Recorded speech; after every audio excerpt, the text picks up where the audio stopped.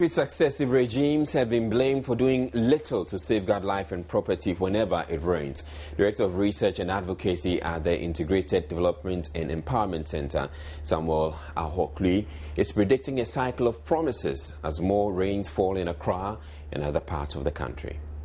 Talks will continue from today till July. The talks will continue. But what we want to see is that the talks will also continue after November, December, January, February onwards, so that we know that government is actually ready to tackle this problem. The talks shouldn't only come when the rains are falling. Not at all. Okay. We will hear them, I'm telling you. By November, you didn't hear anything. In other news, residents in the vicinity of the Teshi compost plant have protested the conversion of the facility into a refuse transfer station. They stated their objection to the project when the Environmental Protection Agency held a public hearing Friday to solicit public views on the project in the Lejokuku municipality. The Accra metropolis generates in excess of 2,000 tons of refuse on a daily basis, but the final disposal site for all the refuse is the Pon landfill site in Tema, which is about 40 kilometers away.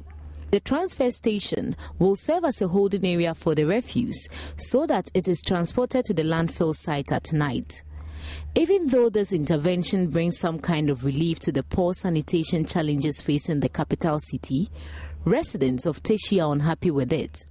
According to them, the area has been poorly managed in the past, resulting in disease outbreaks. And whenever any of us go there to ask them questions, the people, I think they are Turkish people or whatever, they refuse to talk to us. You understand? And so later on, when we went to the AMA website, we realized that it was another project altogether, which was not what the EPA asked them to do. So we are saying that we've suffered far too long. Just like I said here, it took us a very long time to make anybody listen to us. Years, you understand? And therefore, if we've been able to push them off, we are saying that it's now a residential area. So any good thing they've got to do should not be at the side there. They should go at the outskirts of town and do the project there. The site that they have chosen to do this project is used to be compost plant site. It became so much of a struggle for us, the residents, to survive the strong stench, the pollution, because it was the same area that they were dumping, so they had to bend the waste to create more room for them. So we were polluted every now and then. So it got to a time that we couldn't bear the situation, so which for us, we thought it was contrary to EPA's directive. We again sent petitions to the various ministries about what we heard, and we were so disappointed. We had a little attention about this. We received little attention. Head of Waste Disposal at Zoom Lion explains the operation of the transfer site, which he says will begin in 3 months' time. This is an integrated waste transfer station. It is designed for refuse to be collected within the catchment of the transfer station to the facility, and the waste is compacted in huge trailers and then hauled to the final disposal site. So essentially, that is the concept of the whole project. Well, our position on that is clear. The area has been zoned as a waste management zone. As a matter of fact, it used to host a compost plant, and the compost plant was decommissioned. So having a transfer station there we are just occupying 30% of the total surface area. So it's just there because it's a sanitary site and for no other purpose. All over the world, transfer stations are located within communities because it has to be in a central location. So refuse can quickly be collected from these communities, brought there, and then diverted to the final disposal site. So it is not strange. It's part of the system. It's when you go everywhere in the world, these transfer stations are located within urban communities. The EPA says it will give the green light for the commencement of the project after stakeholder consultation and assessment of the project. In fact, the proponents initially failed to do the right consultation with the community. If they had done that, I don't think this issue would have come up. Because what you are doing now is entirely a new project. It's entirely a different project from what used to be there. But the challenge is when the project takes off. Okay? That is where the problem comes. I'm sure the first one, the fertilizer plant, when they presented initially, it was nice. But in the course of implementation, the thing broke down and there was no maintenance. So that's where our focus should be. And at that time, EPA didn't play any key role in that particular project. But now, we are around, and if I'm not saying that we have given the go-ahead, but if there should be, given the go-ahead, then we will have to play our regulatory role to ensure that the right thing is done. So as we speak now, EPA hasn't given the green light for it to commence? Not at all. What we are doing is part of the decision-making process. It will feed into our decision-making process. Because if you want to send a project to a community and the people there say no, you should listen to them. So that is one major concern that EPA is also concerned with. Even though the EPA says it is yet to give the green light for the commencement of this particular project, work has already begun on the site. And this has generated a lot of concerns among residents of Teshie. Residents, meanwhile, have threatened to stop the project. Matilda Pomaga for Joy News. You're watching the Primetime News Bulletin here on Joy News on Multi TV. We're back with more. The Electoral Commission has rescheduled its limited voter registration exercise. The exercise is intended to register persons who will turn 18 years by June this year as part of the Commission's preparation towards the district-level elections. It was scheduled to take place between June 20 and 29 this year. But speaking to Joy News after an inter-party advisory committee meeting Friday, Acting Head of Public Affairs at the Commission, Christian Usupari, says the new date will not be before July 27. He explained the chairman of the EC announced the postponement after consultations with the Ghana Education Service because the EC relies extensively on teachers for such exercises. The chairman announced at the IPAC meeting that exercise will no longer take place from the 20th because of consultations we've had with the Ghana Education Service. We rely extensively on teachers, and we wrote to the Ghana Education Service to allow us to use the teachers, and they had a bit of concern. That is, according to them, they are writing BECE around this time, and because we're going to take the teachers out of the classroom for about 10 days, they couldn't allow the teachers to participate, and we had to consult on that matter, and so the Commission decided that because the teachers are very, very reliable operatives insofar as the Commission is concerned, it will be necessary for us to reconsider the date that we have scheduled the registration to begin. So we will announce a new date for the start of the revision exercise. Parties forming the Inter-Party Advisory Committee have agreed the exercise should be postponed. Hello, you welcome to Business with me, Matilda Nyakwa Kweku. Consumers of financial services with the bank should start paying the VAT and NHIL on such services from July 1. Now, the new implementation date is contained in a letter from the Ghana Revenue Authority to the Bankers Association.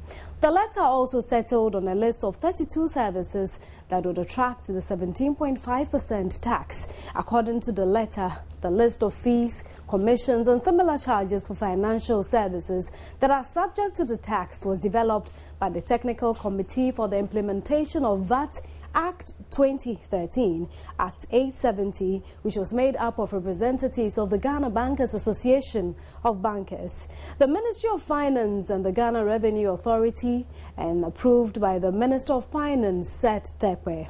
They include current account, foreign, local, corporate bodies only, bank drafts, that is payment order, stopped checks, returned checks, commission on turnover for corporate bodies only, overdraft processing or renewal fee, revolving acceptance credit, arrangement fee for facilities, statements and certificates of balance, clearing charges, checks for collection, outstanding orders, telephone banking, safe custody and checkbooks, sale of check leaflets, replacement of lost checkbooks. Now the rest are debit cards and credit cards, revolving credits, collateral management, transfer of documents to other banks, guarantees or bonds or tender performance, requests for forest drafts, outward transfer, SWIFT, telex, draft or money orders, customer, travelers' checks, drafts. It all goes the way to 32. The entire list is available on myjoyonline.com. And still in business, President of the Ghana Chamber of Commerce, Seth Ajay, says the private sector is struggling to survive as a result of poor infrastructure, lack of long-term funding and the constant depreciation of the cedi. He is therefore advising government to implement the initiatives outlined in the budget aimed at helping the private sector and small-medium enterprises grow. He told participants at the Ghana Entrepreneurship Forum the media must also focus on development issues. Move to develop our entrepreneur. There's a need for government to find a way to set up some fund to support, train these people so that we can have a future for ourselves. Other than that, we have a challenge. The policies are there, we cannot implement them. And this is a big challenge. And most of our entrepreneurs are getting out of it or are relocating because the grants are not level and brings a lot of challenge for doing business in Ghana. There has been a lot of promises over the years, but we have not seen implementation. That is affecting entrepreneurs to develop to the next stage of life. We should start walking the talk rather than just talking for political expedience. The Ghana Entrepreneurship Forum is aimed at equipping the youth to learn about entrepreneurship, develop their skills and compete globally. Chief Executive Officer of the Royal Bank of Ghana, Robert Corbentel, said as sponsors of the program, the bank would provide a platform through support to grow startups. A program that is supposed to encourage the young ones, to learn about entrepreneurship, to develop their skills, and then help them set up their own businesses. But the Royal Bank is in there to give them that encouragement, the mentorship, and help the institute in the development of those skills. We are sponsors, and like it was indicated, those who go through the program, we give them the platform to do internship with us, and then also at the end of the day, support them to set up their businesses. As individuals and businesses continue to lament the negative impact of the depreciation cedi, one area which has been least highlighted is the automobile industry. The sector, which has mainly consisted dealerships, has over the years seen significant growth, with an estimated 16,000 vehicles imported into the country every year. Although competition should naturally drive down the cost of cars, it turns out that's actually the opposite in Ghana. This has been mainly due to a weakening of the local currency against the major trading currencies. Chief Executive of Silver Star Dealers in Mercedes-Benz, Nahant Kalman, confirmed there is very little they as dealers can do about it. He was speaking at the launch of the new Mercedes range of CLA vehicles. Well, it makes the price more expensive every 2-3 days in Ghana cedi terms. So every time the rate changes, our prices have to change. Our base price is in euro, so whenever the cedi is changing, it makes it more challenging because you offer quotations today, a customer has to go think about it. When he comes back 1 week or 2 weeks later, the price has already changed in cedis. Even if you have euro and you want to pay, you're not allowed to do so anymore. You have to do the conversion. So the business environment is a little bit difficult, and that's why we're hoping that this new generation of cars will also bring in some new customers, because our traditionalists like the C-Class and the E-Class, basically these customers right now seem to be holding back a little bit. Thank you very much, sir.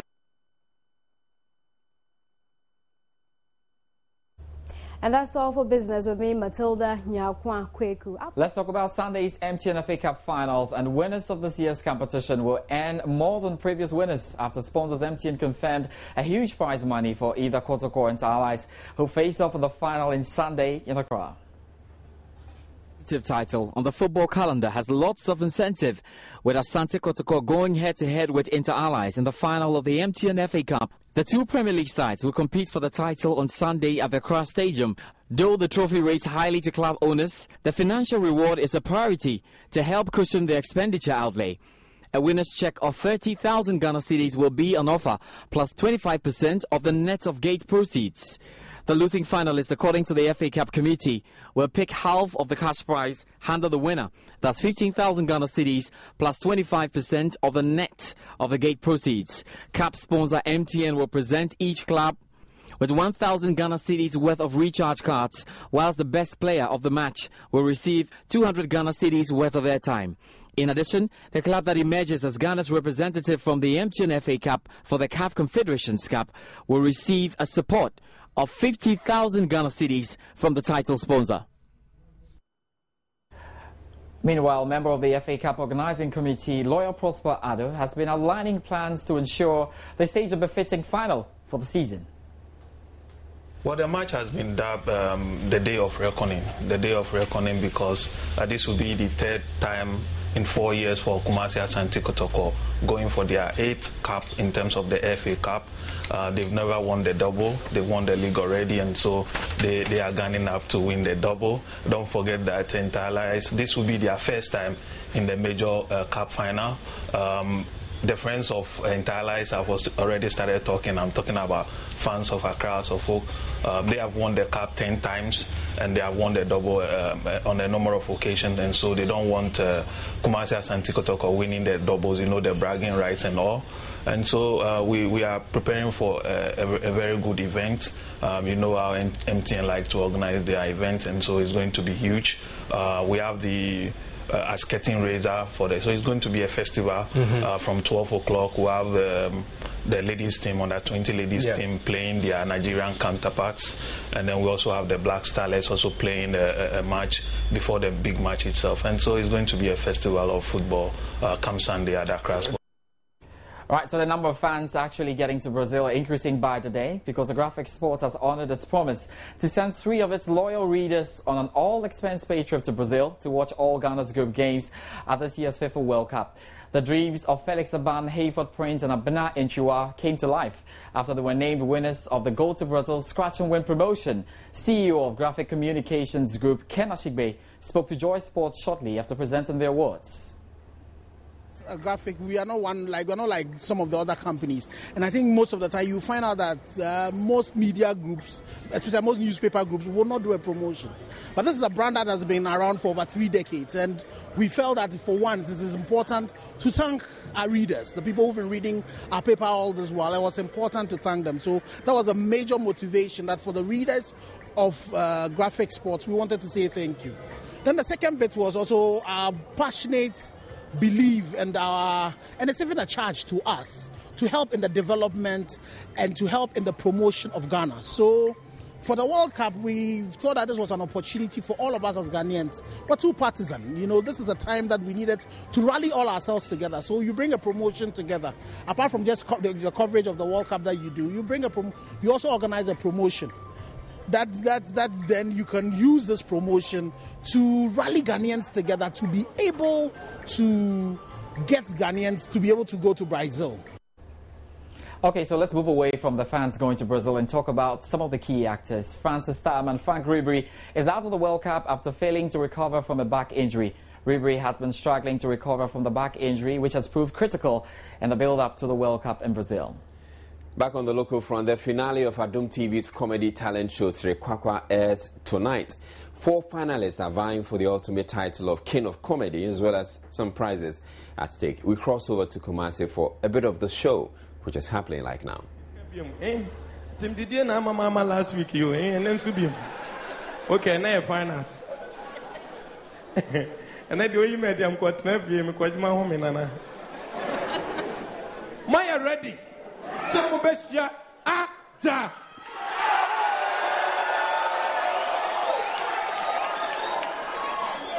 who person who president. And I must say, hey, original P. I must say, hey, a short, and then you're from what TV, I've done to Mediano, you're from Latin Tins and send your finance, you heard your budget trophy, no, at the accord. Send him the kind, and Yamin Kwana me buy, Minimia the boy's man, and send me one and no was what to the train. 13th wiki. Jay can say, a freestyle, Bejana candy over Brabum for train. Mayan fear sensory, Mayan judges into me and judge you, Minia boys, and wants them to say what that's the piece. I don't go, many others, and I'm catch or say, where I shall say. Right, so it's actually showing live on Adum TV, so you can just switch the channel after the bulletin is over. That's it for Showbiz.